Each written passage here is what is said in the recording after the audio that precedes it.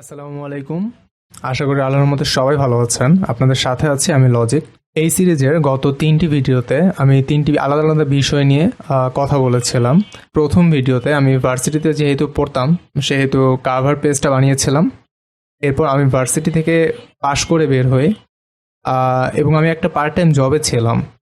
তো যেহেতু আমি ভার্সিটি পাশ করেছি, আমাকে একটা ভালো জবে যেতে হবে, তাই আমি পার্ট টাইম জবটা ছেড়ে দিয়েছি। তাই দ্বিতীয় ভিডিওতে আমরা শিখেছিলাম কিভাবে একটা রিজাইন লেটার লিখতে হয়। তারপর অনেক চেষ্টা করে শেষমেশ একটা ফুল টাইম জব ম্যানেজ করে সেই জবে যোগদান করার জন্য থার্ড যে ভিডিও সেটাতে আমরা শিখেছিলাম কিভাবে জয়নিং লেটার লিখতে হয়। কিন্তু সমস্যা হচ্ছে এই জবে জয়েন করার পরপরই প্রথম দিনই বস আমাকে একটা কাজ দেয়। সেটা হচ্ছে তিনি আমাকে বলেন একটি হাজিরা খাতা বানায় দিতে।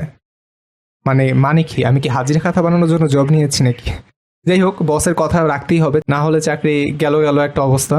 তো আজকে আমরা এই ভিডিওতে এসে দেখবো যে কিভাবে আমরা একটা হাজিরা খাতা খুব কম সময়ের মধ্যে বানায় ফেলতে পারি।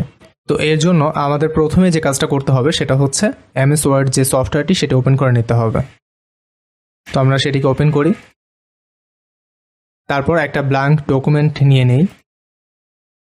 তারপর আমরা যেহেতু এই পেপারটিকে আমরা A4 প্রিন্ট করব, এক্ষেত্রে একটা বিষয় আছে, A4 পেপারেও হাজিরা খাতা বানানো যায়, তবে তার চেয়ে আরও ভালো হচ্ছে লিগ্যাল পেপারে বানানো। তাহলে পেজটা একটু লম্বা হবে, আপনার সারা মাসের হাজিরা ওখানে উল্লেখ করাটা সহজ হবে। তো আমরা আজকে A4 তৈরি না করে লিগ্যালে তৈরি করব। এর জন্য আমরা কি করব, লেআউট অপশনে যাব, তারপর আমরা সাইজ অপশনে যাব, এখান থেকে লিগ্যাল করে নিব এবং ওরিয়েন্টেশন যেটা সেটাকে ল্যান্ডস্কেপ করব, কারণ আমাদের হাজিরা খাতাগুলো নর্মালি একটু ল্যান্ডস্কেপ টাইপ হয়, অর্থাৎ আড়াআড়ি হয়। তো পেপার সেট আপ দিয়ে নেওয়ার পর আমরা এখন বাকি কাজটা করব।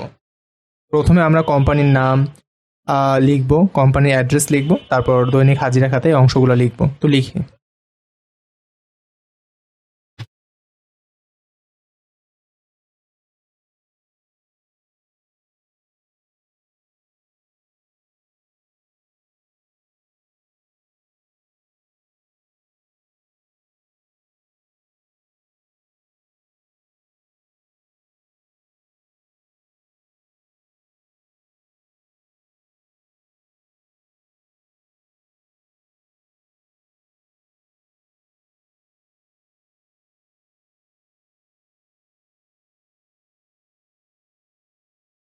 তো আমরা কোম্পানির নাম লিখলাম, যেহেতু আমি ডাচ বাংলা ব্যাংক লিমিটেড এখানে জব পেয়েছি, তো এটা লিখলাম। তারপর এটা ঠিকানা লিখলাম, তার নিচে ডেইলি অ্যাটেন্ডেন্স শিট এই কথাটা লিখে নিলাম, তার নিচে হচ্ছে মান্থ লিখলাম এবং ইয়ার লিখলাম।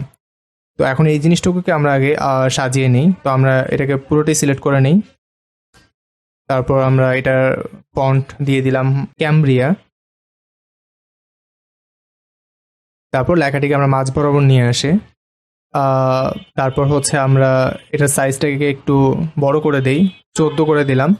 আর কোম্পানি নামের যে অংশটা সেটার সাইজটা আরও বড় করে আমরা 28 বা 30 বা কিছু একটা দিয়ে দিই। আর ডেইলি অ্যাটেন্ডেন্স শিট এই কথাটাকেও একটু বড় করে দিই, এটাকে আমরা 22 দিয়ে দিই। মান্থ এখন হচ্ছে মার্চ মাস চলতেছে, তো আমরা ওটাই লিখি। সাল হচ্ছে 2023। আমরা এর মাঝখানের যে গ্যাপগুলো এগুলোকে একটু কমিয়ে দিই। তো পুরোটা সিলেক্ট করার পর আমরা এখান থেকে স্পেসিংয়ে যাব, তারপর রিমুভ করে দিব। আর এটাকে একটু দুই সাইডে হচ্ছে সরাই দিই, তাহলে দেখতে সুন্দর লাগবে।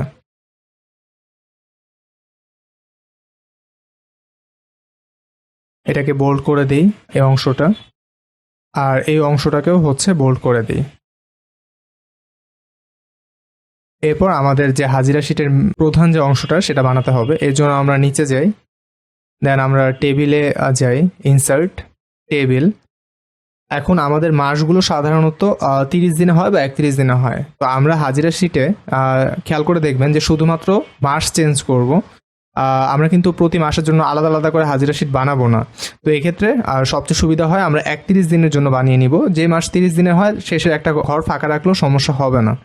তো আমরা 31 দিনের জন্য বানাবো। তো আমরা এখান থেকে আমাদের ইনসার্ট টেবিল অপশনে যাই, এখান থেকে আমরা কলাম নিয়ে নিই। যেহেতু আমাদের কলাম লাগবে হচ্ছে 31টা, আর ক্রমিক নাম্বার লাগবে, পদবি লাগবে, নাম লাগবে, তাহলে 31 আর 3 34টা কলাম নিয়ে নিই আমরা।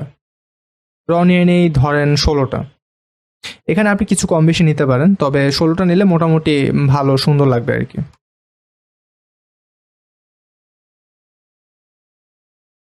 তো আমরা ঘরগুলোর কাজ একটু পরে করি, আমরা নিচে আগে আমাদের আরেকটা কাজ আছে সেটা করে নেই।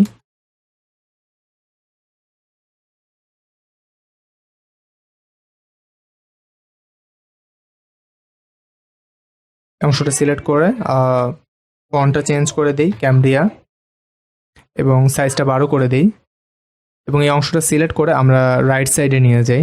তো সিলেক্ট করার পর আমরা জাস্ট এখান থেকে অ্যালাইনটা রাইট করে দিই। তো নিচে যেহেতু আমাদের জায়গা আছে, তো আমরা আমাদের ঘরগুলোকে আর একটু বড় করে দিই।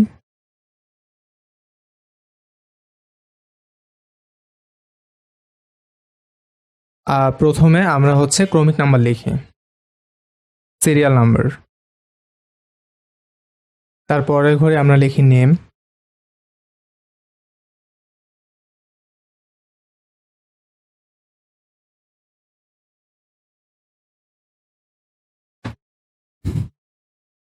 আমরা এই ঘর দুটোকে একটু বড় করে দিই।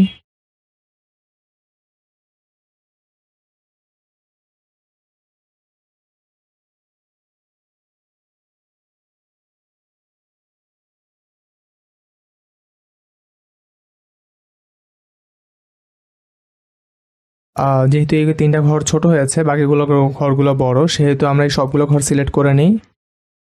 তারপর রাইট ক্লিক করি, তারপর এখান থেকে ডিস্ট্রিবিউট কলামস ইভেনলি এটা সিলেক্ট করে দিই, তাহলে আমাদের কলামগুলো একদম সমভাবে সমান হয়ে যাবে।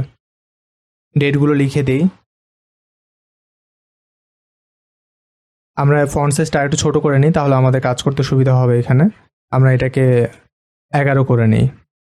তারপর আমরা সিরিয়ালে ডেটগুলো লিখি। আমাদের আরেকটু ছোট করে নিতে হবে ফন্ট সাইজগুলো, যেহেতু আমরা দেখতেছি যে আমাদের লেখার জন্য আর বেশি জায়গা লাগতেছে। আমরা এটাকে 9 করে নিই।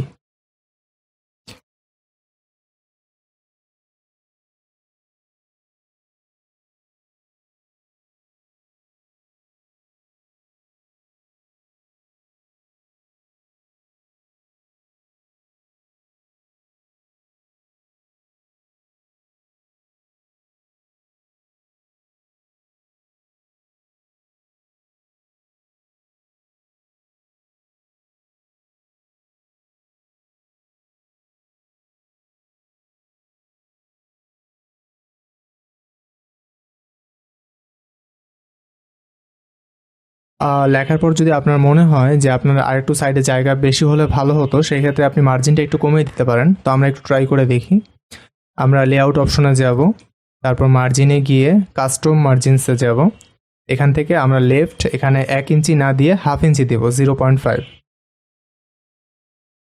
এবং রাইটেও আমরা একই কাজ করব। দেওয়ার পর আমরা জাস্ট ওকেতে ক্লিক করব। এখন আমরা এটাকে টান দিয়ে হ্যাঁ, এখন মোটামুটি ঠিকঠাক আছে। এই তো মোটামুটি আমাদের ডাচ বাংলা ব্যাংকের যে ডেইলি অ্যাটেন্ডেন্স শিট, এটা মোটামুটি রেডি হয়ে গেল।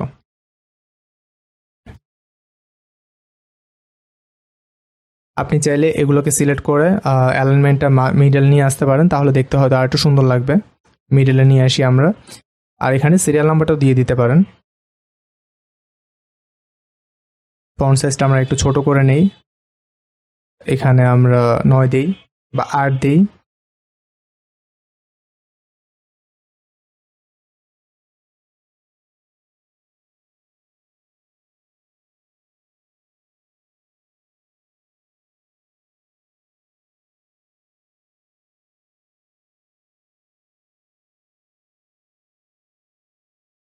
এই তো মোটামুটি রেডি। এখন আপনি এটা যদি বানায় ফেলেন, প্রতি মাসে এটা আপনাকে নতুন করে বানাতে হবে না। আপনি জাস্ট এখান থেকে মাসের নামটা চেঞ্জ করে দিবেন, এবং বছর শেষ হয়ে বছর যখন পাল্টা যাবে তখন জাস্ট ইয়ারটা চেঞ্জ করে দিবেন। এই তো এভাবে খুব কম সময়ের মধ্যে সহজেই আমরা একটা ডেইলি অ্যাটেন্ডেন্স শিট প্রিপেয়ার করে ফেলতে পারি।